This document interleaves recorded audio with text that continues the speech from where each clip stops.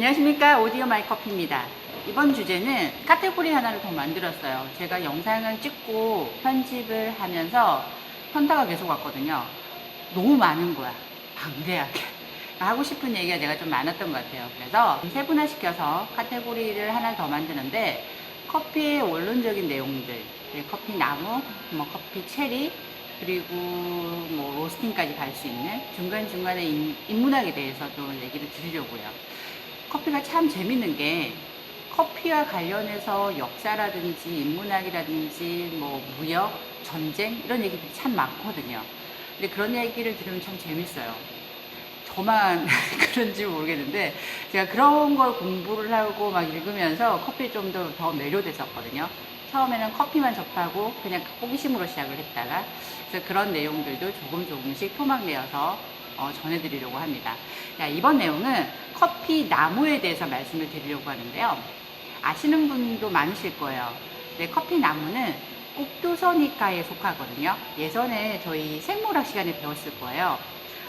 종속, 과목, 강목 이렇게 배우셨잖아요. 근데 거기에 속하는 꼭두서니과에 속하고, 요 열대성이며 다년생이에요. 그리고 코페아 속에 속하거든요. 그래서 지금 현재까지는 코페아 속에 124개의 품종이 있다고 해요. 근데 그걸 다 아실 필요는 없어요. 저도 잘 몰라서 몇 개 정도만 알거든요. 근데 3개 정도는 아시면 좋겠어요. 3대 품종인데, 이게 아라비카, 그리고 카네포라, 그리고 리베리카, 이렇게 3가지 품종이 있습니다. 근데 아라비카는 많이 들어보셨을 거예요. 광고에도 많이 나오고, 카페의 입구에 보면 우리 매장은 아라비카 100% 사용합니다 이렇게 적혀 있는 경우도 많거든요. 카네포라는 쉽게 이해하시면 로부스타라고 생각하시면 돼요. 약간 뉘앙스가 보리차 같은 느낌이 나는, 그래서 자판기 커피에도 많이 쓰이는 이런 아이고요. 스페셜티를 하시는 분들은 로부스타를 잘 안 써요. 저희도 로부스타를 사용하지 않거든요. 근데 이게 품질은 막 떨어진다기보다는 제 입맛에 맞지 않아서 그래서 로부스타만을 사용하시는 분도 있어요. 그래서 저는 그 로부스타가 5%만 들어가도 바로 느껴지다 보니까 약간 저하고는 맞지 않더라고요. 근데 리베리카 같은 경우는 3대 품종이긴 하지만 퀄리티가, 품질이 너무 떨어져서 상품성으로 가치가 없다 보니까 생산을 거의 하지 않습니다. 그래서 아라비카와 그 다음에 카네포라가 거의 98% 이상을 차지해요.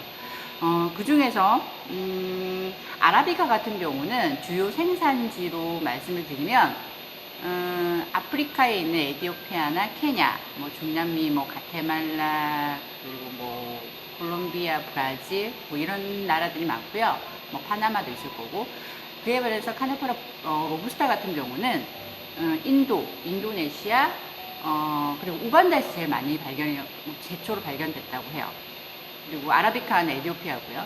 그리고 카네포라는 뭐 인도네시아, 우간다, 그리고 베트남도 많죠. 그리고 브라질도 생산을 하기도 해요. 근데 제가 로부스타 중에서 브라질 로부스타를 제가 본 적이 없어요. 갑자기 궁금해서 제가 찾아봤더니, 브라질에서 로부스타를 재배를 하긴 하지만 국내에서만 소진을 하고 수출용으로 쓰진 않는데요. 아, 그래서 내가 보지를 못했구나 알게 됐죠. 저도 이번에 배웠어요. 그거 아세요? 로부스타가 아라비카보다 카페인이 좀 2배 정도, 2배까지는 아니지만 1.5배에서 2배 가까이 높답니다. 그래서 제가 로부스타를 먹으면 약간 거부 반응이 있는 이유가 그 때문일까요? 그건 잘 모르겠는데, 하여튼 또 그렇다고 해요. 그래서 로부스타를 보통 로스팅 할 때는 강배전까지 거의 가거든요. 그래서 제 입맛은 잘 맞지 않더라고요. 자, 이렇게 생산이 되고요. 그리고 또 커피 나무는 보통 고도가 정말 중요해요. 1000에서 2000 정도 해발에서 보통 재배되어지는데, 그만큼 위도도 중요하답니다. 또 커피 나무를 재배하기 위한 때류가 엄청 까다로워요. 기온도 있을 거고, 그리고 강우량, 그리고 토양의 품질 같은 거, 토양의 그 성분 이런 것도 엄청 중요해요. 그리고 일조량, 그리고 토지의 지형 같은 거, 이런 위도 같은 것도 엄청 좌지우지 많이 하죠.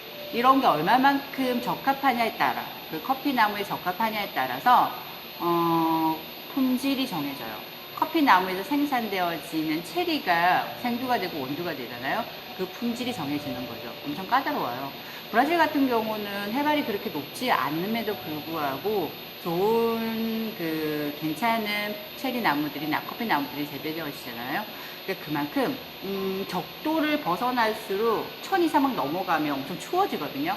너무 추워도 안 되는 거죠. 왜냐면 자라지를 못하니까. 그래서 엄청나게 적절하고, 얼마나 적절하게 그 때루아가 형성되냐에 따라서 이 커피 나무의 퀄리티는 결정되는 겁니다. 그래서 무조건 녹기만 해도 안 된다. 그리고 때루아가 엄청난 커피 나무의 퀄리티에 좌지우지한다. 그래서 이번 시간에는 알아두시면 좋을 게, 아까 말했던 커피 3대 품종, 아라비카, 그 다음에 카네포라, 리베리카가 있다. 그리고 거의 생산되어있는, 리베리카는 생산이 거의 되지 않고 재배되어지지 않고, 아라비카하고 그리고 카네포라가 98% 이상을 차지하고, 아라비카를 재배를 하고 있는 주요 나라는 어떤 곳이며, 그 다음 카네포라, 로부스타를 생산하는 나라는 어떤 지역이다. 그리고 또 커피나무가 재배되어지기 위해서는 어떤 것들이 필요하다, 어떤 요소들이 필요하다를 말씀을 드렸어요. 네, 이런 것들 깊이 알게 되면 엄청 양이 방대해요. 근데 그렇게까지는 저는 알 필요 없을 것 같아요. 품종들의 조상들이 엄청 많거든요. 그리고 또 커피나무가 예전에는 이런 품종만, 3대 품종만 있다면 재배되어지고 변형되어지고 또 사람의 힘이 개입을 되면서, 사람의 그 과학적인 면이 개입이 되면서 또 다른 품종들이 탄생하고, 그래서 124가지 종류, 이보다 더 많을 수도 있어요. 아직도 에티오피아의, 아프리카의 숲속에 들어가면 발견하지 못한 품종이 많을 거라고 말씀을 많이 하더라고요. 하지만 지금 현재는 그렇다라는 거, 앞으로도 더 많이 생산되어지고 발견되어지고 만들어지겠죠. 변형되어질 수도 있고요. 근데 1세대가 제일 맛있거든요. 그래서 무궁무진하긴 하지만 스페셜티에 하면은 조금씩 좁아지고 있어요. 그게 때루아 때문이에요. 우리가 자연을 많이 파괴하고 있지 않습니까? 그러다 보니까 예전만큼의 때루아가 되지는 않는 거죠. 안타깝긴 해요. 그 부분에 있어서는. 자, 이번 시간은 그랬고요. 이 다음 영상에는 그렇게 재배되어진 커피 나무에 그 열린 체리를 어떻게 수확하는지, 그 수확되어진 그 체리는 어떻게 프로세싱 되어져서 생두가 되는지, 그리고 그 체리의 구성하고 있는 구조는 어떤지를 제가 설명을 드리려고 합니다. 관심을 가져주시면 좋겠고요. 영상을 바리바리 이렇게 올리면 참 좋을 텐데 그렇지 못하는 점 너무 양해를 구하고요. 절대 구독을 취소하시면 안 돼요. 꼭 부탁드릴게요. 자, 오늘은 이렇게 짤막하게 촬영해봤습니다. 다음 시간에도 더 유익한 정보로 또 찾아뵙도록 할게요. 감사합니다.